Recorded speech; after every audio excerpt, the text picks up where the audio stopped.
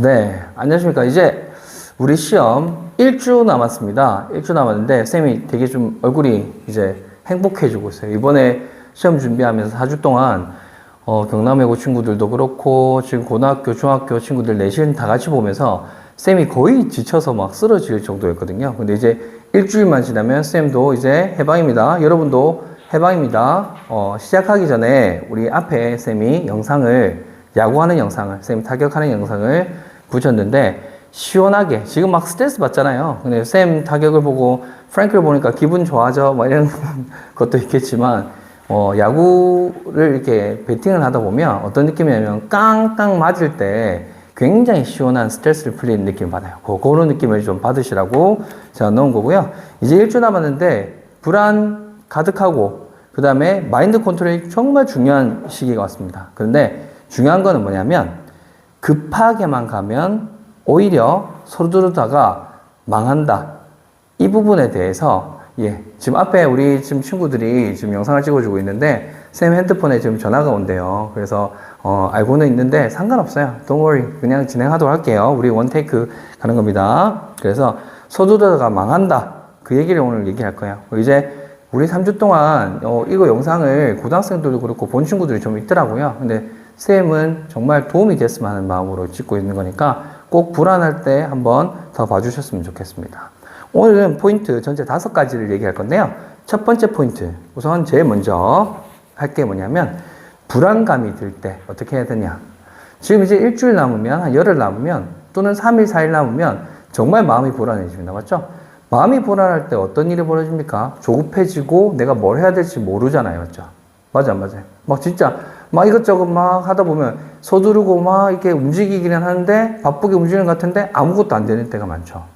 그거를 위해서 여러분이 마인드가 내가 지금 불안하다 이럴 경우에는 종이를 딱 꺼내 놓으세요. 종이를 이면지도 괜찮고 자기가 수첩이 있다 그러면 수첩도 괜찮고요. 노트도 괜찮고 낙서를 하는 게 아니고요. 종이를 딱 꺼내 놓고 거기다가 이제 지금까지 했던 것들 아니면 오늘은 이걸 좀 끝내야겠다 아니면 지금부터 1시간 동안 뭘 할까 그런 것들에 대해서 구체적인 거를 정리를 하면서 써보세요. 사람들이 써볼 때 그냥 머릿속에서만 이렇게 들고 있는 거하고 실제로 종이 위에다 써내는 거하고는 실체화가 달라집니다. 그러면 써보다 보면 나의 불안감이 실체가 없는 그 불안감이 조금 해소돼요. 그렇죠? 지금 불안한 상태에서 아무리 열심히 막 뭐 책을 꺼내고 이거 꺼내고 어떤 친구들 보면 시험 기간 때 책상 위에 과목이 3개, 4개가 올라가 있어요. 이렇게 펼쳐져 있어요. 불안하니까 이거 보다가 여기서도 봐야 되는데 하다가 일본어도 봐야 되는데 이렇게 되는 거죠. 그렇게 되면 안 돼요. 그러지 말고 그렇게 불안할 때는 무조건 종이를 꺼내서 내가 지금 이때까지 한 거 이 정도만큼 했으니까 이제부터 할 거 이런 것들 아니면 지금부터 1시간 동안 뭘 할지에 대한 구체적인 그런 내용들을 한번 써보세요.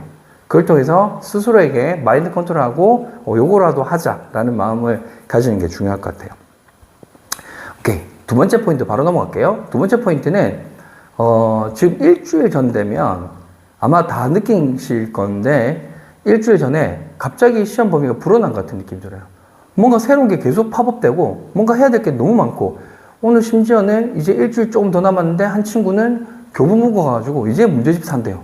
그럼 어떻게 해야지? 새로운 게 할 게 너무 많이 늘었겠죠. 지금 일주일 조금 더 남았긴 했는데 물론 다 공부된 상태에서 이제 정리를 해보기 위해서 문제집을 사서 이제 정리해 본 거겠죠. 난 그렇게 생각해요. 근데 실제 중요한 게 시간이 짧게 남았을 때 뭔가 새로운 것으로 계속 add 하면 좋을 것 같은 느낌이에요. 변형 문제도 계속 풀어보고 막 이러면 좋을 것 같아요. 쌤이 우리 시험 범위가 되게 많은 학교 중에 하나가 경남외고예요. 경남외고에는 영어 시험이 2개가 있죠. 맞죠? 2개 있다 보니까 시험 범위가 일반 고등학교에 뭐 항상 얘기를 하지만 10배 이상이라고 생각하셔야 돼요. 맞죠? 10배 이상인데 변형 문제를 지난주까지 미친 듯이 내줬어요. 정말 많이 내줬는데 이번 주부터는 변형 문제를 이제 더 이상 안 내준다고 얘기하고 있어요. 왜일까요? 그럼 변형 문제를 통해서 연습을 하고 하는 거는 뭐 2주 정도, 1주 정도 전까지인 거고, 지금은 새로운 것을 계속 늘려가지 마세요. 새로운 것들 늘려가지 마시고 했던 것 중심으로 완벽히 정리하는 시간을 가졌으면 좋겠습니다.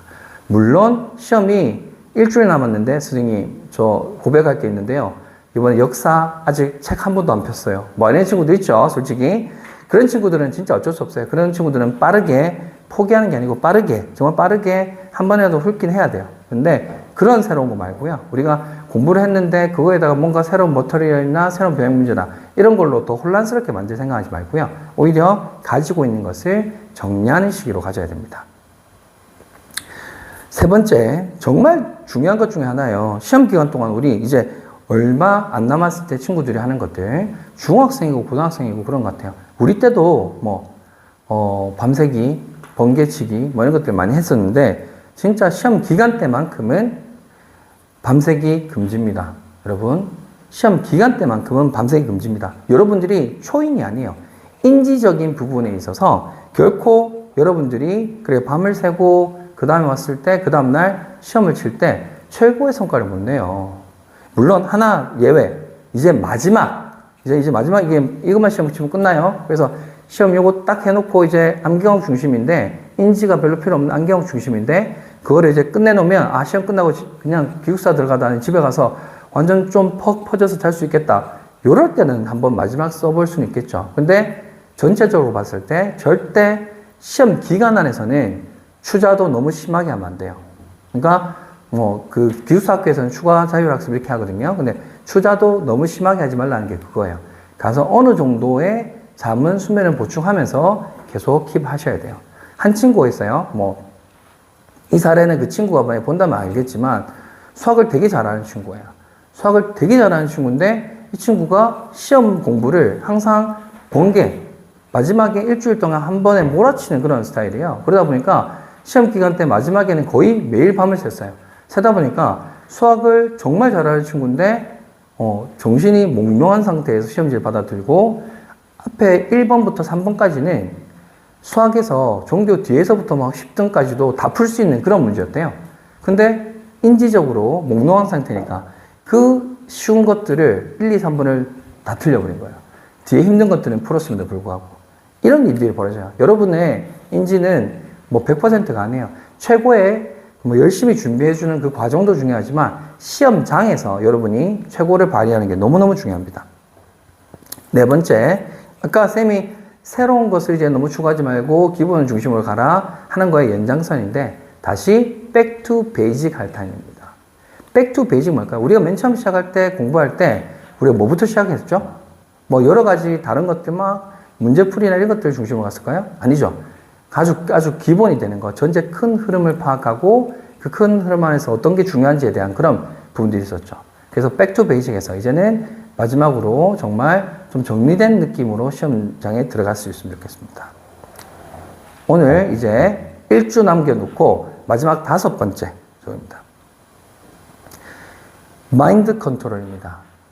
시험 당일날 마인드 컨트롤, 그리고 시험 기간에 마인드 컨트롤 이런 것들이 다 다르겠지만 기본적으로 시험 시간, 시험 날짜, 시험이 하루 만에 끝나는 게 아니잖아요. 맞죠?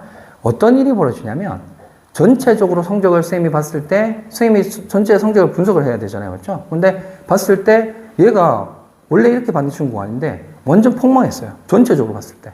근데 그 이유가 보니까 선생님 제가 생각해 보니까 첫날에 첫 시험부터 내가 마인드 컨트롤이 안 돼서 울고불고 했더니 그때 이후로 그날 시험 망치고 그날 집에 와서도 그 전날 다음날 시험칠 과목들에 대해서 컨트롤 안 되고 그런 식의 그런 효과들이 발생하죠. 그걸 쌤이 뭐라 부르냐면 연쇄 폭발이라고 그래요. 수능 때도 마찬가지예요. 1교시 치고 버려야 돼요. 잊어버려야 돼요. 2교시 치고 잊어버려야 돼요. 1교시 국어에서 애들을 흔들어 놓으면 그게 쉽지 않기 때문에 사실은 그 마인드 흔들린 것 때문에 그 수능 전체에서 대학교가 바뀌어버리게 됩니다. 중학생들의 경우에는 한 과목 시험 망쳤다 치죠. 버리세요. 예를 들면 내가 이 과목에서 A, B, C 중에 A가 꼭 필요한 친구들이다. 그렇다 하더라도 수행이나 기말 시험을 통해 가지고 A를 충분히 만들 수 있어요. 산술적으로 학교의 그런 수행의 비율이 좀 다르긴 하지만 70점대 초반까지 받는다 하더라도 나중에 수행하고 맞춰서 A를 만들 수 있어요. 물론 A 못 맞추더라도 B까지 맞춰 놓으면 어느 정도 충분히 뭐 학교들, 기숙사 학교들도 충분히 갈 수 있기 때문에 다른 과목까지 연쇄 폭발을 시키면 안 돼요. 고등학생의 경우에는 더 심해요. 고등학생들은 특히 1학년들은 아셔야 됩니다. 당신들은 이제 중학생이 아니에요. 중학교 때는 원점수가 중요했어요. 선생님, 나 국어에서 98점 받았어요. 너무 중요했어요. 지금은 전혀 안 중요합니다. 국어에서 60점을 받았더라도 이 학교 국어 평균이 40점이면 60점이면 굉장히 높은 점수일 수도 있어요. 90점을 받았는데 평균이 85점이다. 그럼 4등급이에요. 거의 기본적으로. 맞죠? 그러니까 원점수가 중요한 게 아니에요. 그리고 여러분들은 정말 착각하는 게 내가 못 쳤다라는 개념 자체를 이제는 상대평가로 하기 때문에 여러분이 시험 치는 그 순간에는 그리고 시험 친 그날에는 절대 알 수 없어요. 시험지를 받아봐야 돼요. 받아보고 전체 평균을 보고 표준점 편차를 보고 쌤이 분석해 줄 거예요. 무슨 말인지 알겠죠? 그런데 한번 시험 쳤는데 내가 좀 못 친 것 같아. 그래가지고 멘탈 붕괴돼서 연쇄 폭발 있으면 될까 안 될까요? 안 됩니다. 쌤이 아무리 얘기해줘도 친구들은 계속 그렇게 얘기해요. 아, 망친 것 같은데요? 절대 아니에요. 오히려 나는 생각하기에 완전 망쳤다고 생각했던 것이 완전 등급으로 봤을 때는 대박이 난 경우들도 되게 많이 있어요. 무슨 말인지 알겠죠? 그러니까 시험 기간 때는 시험 친 거는 그냥 잊어버리세요. 내가 실수했던 거 이런 거 다 잊어버리고 그때 바로바로 여러분들이 뭐 스펀지처럼 쿠션처럼 그런 충격들을 흡수하면서 하루하루를 그냥 열심히 살아가 주시면 좋을 것 같습니다. 오늘까지 해가지고 쌤이 시험 전에 우리 멘탈 관리하는 거 얘기했는데 쌤이 봤을 때 제일 중요한 게 그건 것 같아요. 여러분들한테 직접 얘기 되게 많이 하는 것 중에 하나가 그거예요. 이제 이번 시험 끝나면 몇 월 달입니까? 몇 월 달입니까? 소리 내도 돼요. 몇 월 달? 입으로 하네. 큰 소리 내주세요. 몇 월 달? 5월달! 5월달이죠, 맞죠? 5월달은 우리 어린이날, 석가탄신일 노는 거 진짜 많아요. 고등학교 축제도 있고요. 막 5월 초, 중 때까지는 선생님이 물론 기본은 해야 되겠지만 너무 빡세게 이렇게 시키지도 않을 거예요. 그러니까 여러분 진짜 행복하게 정말 즐겁게 당당하게 놀 수 있는 5월달을 위해서 지금 최선을 다해 주시길 바라겠습니다. 여러분 화이팅!